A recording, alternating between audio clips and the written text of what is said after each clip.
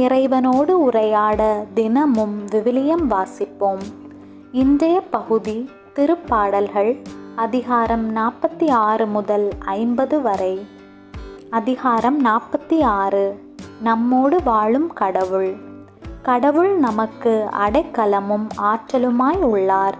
இடுக்கணுற்ற வேளைகளில் நமக்கு உற்ற துணையும் அவரே. ஆகையால் நில உலகம் நிலை குலைந்தாலும், மலைகள் ஆழ்கடலில் அதிர்ந்து நடுங்கினாலும், கடலின் அலைகள் கொந்தளித்து பொங்கினாலும், அவற்றின் பெரும்கால் குன்றுகள் அதிர்ந்து நடுங்கினாலும், எங்களுக்கு அச்சமென்பதே இல்லை. ஆறு ஒன்று உண்டு, அதன் கால்வாய்கள் உன்னதரான கடவுளின் திருவுறைவிடமான நகருக்கு பேரின்பம் அளிக்கின்றது. அந்நகரின் நடுவில் கடவுள் இருக்கின்றார். அது ஒருபோதும் நிலை குலையாது. வைகரை தோறும் கடவுள் துணை அதற்கு உண்டு. வேற்றினத்தார் கலக்கமுற்றனர், அரசுகள் ஆட்டம் கண்டன. கடவுளின் குரல் முழங்கிற்று, பூவுலகம் கரைந்தது. படைகளின் ஆண்டவர் நம்மோடு இருக்கின்றார். யாக்கோபின் கடவுளே நமக்கு அரண். வாரீர், ஆண்டவரின் செயல்களை காணீர். அவர் உலகில் ஆற்றியுள்ள திகைப்பூட்டும் நிகழ்ச்சிகளை பாரீர். உலகின் கடையெல்லை வரை போர்களை தடுத்து நிறுத்துகின்றார். வில்லை ஒடிக்கின்றார், ஈட்டியை முறிக்கின்றார், தேர்களை தீக்கிரையாக்குகின்றார். அமைதி கொண்டு நானே கடவுள் என உணர்ந்து கொள்ளுங்கள். வேற்றினத்தாரிடையே நான் உயர்ந்திருப்பேன். பூ உலகில் நானே மாட்சியுடன் விளங்குவேன். படைகளின் ஆண்டவர் நம்மோடு இருக்கின்றார். யாக்கோபின் கடவுளே நமக்கு அரண். அதிகாரம் 47. ஆண்டவரே உலகின் அரசர். மக்களினங்களே, களிப்புடன் கை கொட்டுங்கள். ஆர்ப்பரித்து கடவுளை புகழ்ந்து பாடுங்கள். ஏனெனில் உன்னதராகிய ஆண்டவர் அஞ்சுதற்கு உரியவர். உலகனைத்தையும் ஆளும் மாவேந்தர் அவரே. வேற்று மக்களை நமக்கு அடிபணிய செய்தவர். அந்நிய நாடுகளை நம் தாழ்பணிய வைத்தார். நம் உரிமை சொத்தை அவர் நமக்கு தேர்ந்தளித்தார். அது அவர் அன்பு கூறும் யாக்கோபின் பெருமையாகும். ஆரவார ஒலியிடையே பவனி செல்கின்றார் கடவுள். எக்காலம் முழங்கிடவே உயரே ஏறுகின்றார் ஆண்டவர். பாடுங்கள், கடவுளுக்கு புகழ் பாடுங்கள். பாடுங்கள், நம் அரசருக்கு புகழ் பாடுங்கள். ஏனெனில் கடவுளே அனைத்துலகின் வேந்தர். அருள்பா தொடுத்து புகழ் பாடுங்கள். கடவுள் பிற இனத்தார் மீது ஆட்சி செய்கின்றார். அவர் தம் திரு அரியணையில் வீற்றிருக்கின்றார். மக்களினங்களின் தலைவர்கள் ஆபிரகாமின் கடவுளுடைய மக்களோடு ஒன்று கூடுவர். ஏனெனில் மண்ணுலகின் மன்னர் அனைவரும் கடவுளின் கொற்றத்திற்கு உட்பட்டவர்கள். கடவுளே அனைத்திற்கும் மேலானவர். அதிகாரம் 48. கடவுளின் திருநகர். ஆண்டவர் மாண்புமிக்கவர். நம் கடவுளின் நகரில், அவரது திருமலையில் மிகுந்த புகழுக்கு உரியவர். தொலைவடக்கில் திகழும் சியோன் மலை அனைத்துலகிற்கும் மகிழ்ச்சியாய் இலங்குகின்றது. மாவேந்தரின் நகரும் அதுவே. அதன் அரண்மனைகளில் கடவுள் வீற்றிருந்து தம்மையே அதன் கோட்டை என காட்டியுள்ளார். இதோ அரசர் அனைவரும் ஒன்று கூடினர். அணிவகுத்து ஒன்றாக வந்தனர். அந்தோ பார்த்ததும் திகைத்தனர். திகழடைந்து ஓட்டம் பிடித்தனர்.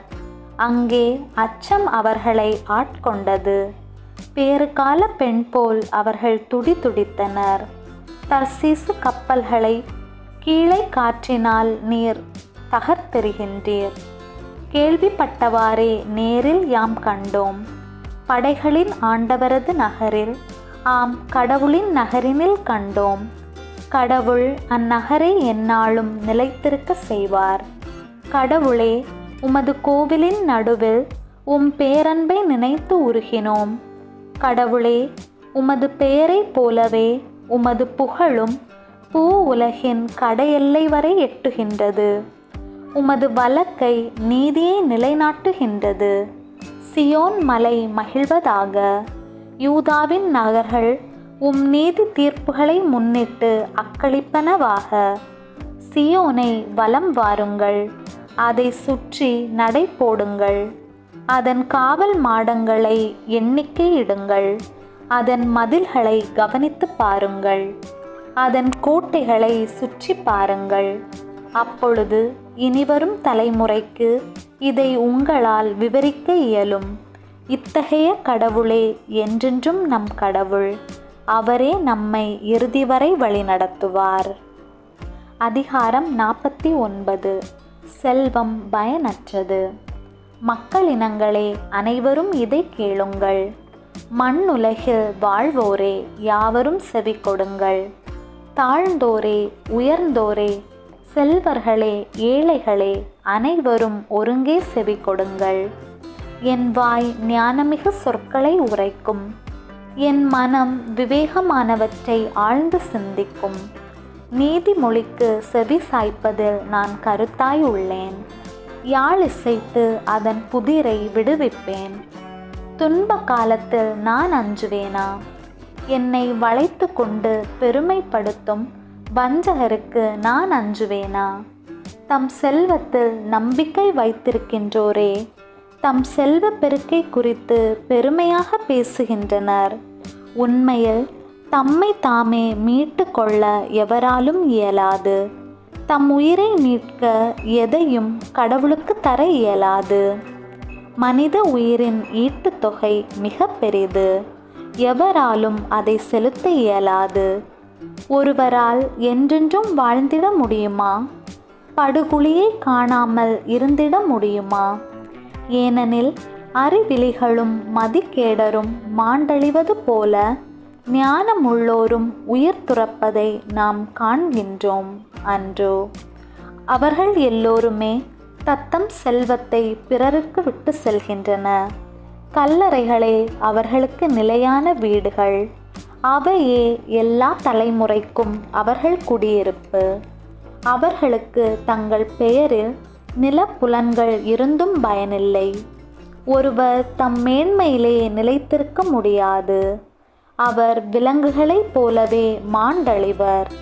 தம்மையே மதீனமாக நம்பியிருப்போரின் முடிவும் இதுவே. தம் சொத்திலே மகிழ்ச்சி கொள்வோரின் கதி இதுவே. பலியாடுகளைப் போலவே அவர்களும் சாவுக்கென குறிக்கப்பட்டுள்ளனர். சாவே அவர்களின் மேற்பன். அவர்கள் நேரடியாக கல்லறைக்குள் செல்வர். அப்பொழுது அவர்களது உருவம் மாய்ந்து போகும். பாதாளமே அவர்களது குடியிருப்பு. ஆனால் கடவுள் என் உயிரை மீட்பது உறுதி. பாதாளத்தின் பிடியினின்று விடுவித்து என்னை தூக்கி நிறுத்துவார். சிலர் செல்வரானாலோ அவர்களின் குடும்ப செல்வ பெருக்கினாலோ அவர்களை கண்டு நிலை குலையாதே. ஏனெனில் சாகும்போது அவர்கள் எதையும் எடுத்து போவதில்லை. அவர்களது செல்வமும் அவர்கள் பின் செல்வதில்லை. உயிரோடு இருக்கையில் அவர்கள் தம்மை ஆசி பெற்றோர் என்று கருதினாலும், நீங்கள் நன்மையே நாடினீர்கள் என மக்கள் அவர்களை புகழ்ந்தாலும், அவர்கள் தம் மூதாதையர் கூட்டத்தோடு சேர்த்து கொள்வர். ஒருபோதும் பகலொளியை காணப்போவதில்லை. மனிதர் தம் மேன்மையிலே நிலைத்திருக்க முடியாது. அவர்கள் விலங்குகளைப் போலவே மாண்டழிவர். அதிகாரம் 50. உண்மை வழிபாடு.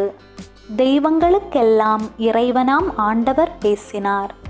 கதிரவன் எழும் முனை நின்று மறையும் முனைவரை பரந்துள்ள உலகை தீர்ப்பு பெற அழைத்தார். எழிலில் நிறைவாம் சியோனி நின்று ஒளி வீசி மிளர்கின்றார் கடவுள். நம் கடவுள் வருகின்றார், மௌனமாய் இருக்க மாட்டார். அவருக்கு முன்னே சுட்டெரிக்கும் தழல் நெருப்பு. அவரை சுற்றிலும் கடுமையான புயல் காற்று. உயர் வானங்களையும் பூ உலகையும் அவர் அழைத்து தம் மக்களுக்கு தீர்ப்பு வழங்குகின்றார். பலியிட்டு என்னோடு உடன்படிக்கை செய்து கொண்ட என் அடியார்களை என் முன் ஒன்று கூட்டுங்கள். வான்வெளி அவரது நீதியை எடுத்தியம்பும். ஏனெனில் கடவுள் தாமே நீதிபதியாய் வருகின்றார். என் மக்களே கேளுங்கள், நான் பேசுகின்றேன். இஸ்ரவேலே, உனக்கு எதிராய் சான்று கூறப் போகின்றேன். கடவுளாகிய நானே உன் இறைவன். நீங்கள் கொண்டு வரும் பலிகளை முன்னிட்டு நான் உங்களை கண்டிக்கவில்லை. உங்கள் எரிபலிகள் எப்பொழுதும் என் முன்னிலையில் உள்ளன. உங்கள் வீட்டின் களைகளோ உங்கள் தொழுவத்தின் ஆட்டுக்கிடாய்களோ நான் ஏற்றுக்கொள்வதில்லை. ஏனெனில் காட்டு விலங்குகள் எல்லாம் என் உடைமைகள். 1000 குன்றுகளில் மேயும் கால்நடைகளும் என்னுடையவை. குன்றத்து பறவை அனைத்தையும் நான் அறிவேன். சமவெளியில் நடமாடும் யாவும் என்னுடையவை. எனக்கு பசி எடுத்தால் நான் உங்களை கேட்கப் போவதில்லை. ஏனெனில் உலகும் அதில் நிறைந்துள்ள யாவும் என்னுடையவையே. எருதுகளின் இறைச்சியை நான் உண்பேனா? ஆட்டுக்கிடாயின் குருதியை குடிப்பேனா? கடவுளுக்கு நன்றி பலி செலுத்துங்கள். உன்னதருக்கு உங்கள் நேர்ச்சிகளை நிறைவேற்றுங்கள். துன்ப வேளையில் என்னை கூப்பிடுங்கள், உங்களை காத்திடுவேன். அப்பொழுது நீங்கள் என்னை மேன்மைப்படுத்துவீர்கள். ஆனால் கடவுள் பொல்லாரை பார்த்து இவ்வாறு கூறுகிறார்: என் விதிமுறைகளை ஒதுக்குவதற்கு உங்களுக்கு என்ன தகுதி? என் உடன்படிக்கையை பற்றி பேசுவதற்கு உங்களுக்கு என்ன அருகதை? நீங்களோ ஒழுங்குமுறையை வெறுக்கின்றீர்கள். என் கட்டளைகளை தூக்கி எறிந்து விடுகிறீர்கள். திருடர்களை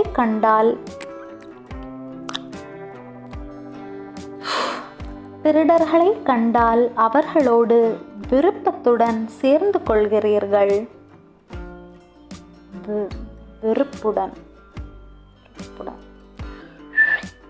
திருடர்களை கண்டால் அவர்களோடு விருப்புடன் சேர்ந்து கொள்கிறீர்கள். கற்பு நெறி தவறியவர்களோடும் உங்களுக்கு உறவு உண்டு. உங்கள் வாய் உரைப்பது தீமையே, உங்கள் நா புனைவது பொய்மையே. உங்கள் சகோதரரை பற்றி இழிவாக பேசுகிறீர்கள். உங்கள் தாயின் மக்களை பற்றி அவதூறு பேசுகிறீர்கள். இவ்வாறெல்லாம் நீங்கள் செய்தும் நான் மௌனமாயிருந்தேன். நானும் உங்களை போன்றவர் என எண்ணிக்கொண்டீர்கள். ஆனால் இப்பொழுது உங்களை கண்டிக்கிறேன். உங்கள் குற்றங்களை உங்கள் கண்முன் ஒவ்வொன்றாய் எடுத்துரைக்கிறேன். கடவுளை மறந்தோரே, இதை கண்டுணருங்கள். இல்லையேல் நான் உங்களை பீறி போடுவேன். உங்களை விடுவிக்க யாரும் இரார். நன்றி பலி செலுத்துவோர் என்னை மேன்மைப்படுத்துவர். தம் வழியை செம்மைப்படுத்துவோர் கடவுளாம் நான் அருளும் மீட்பை கண்டடைவர். ஆண்டவரின் அருள்வாக்கு. இறைவனுக்கு நன்றி.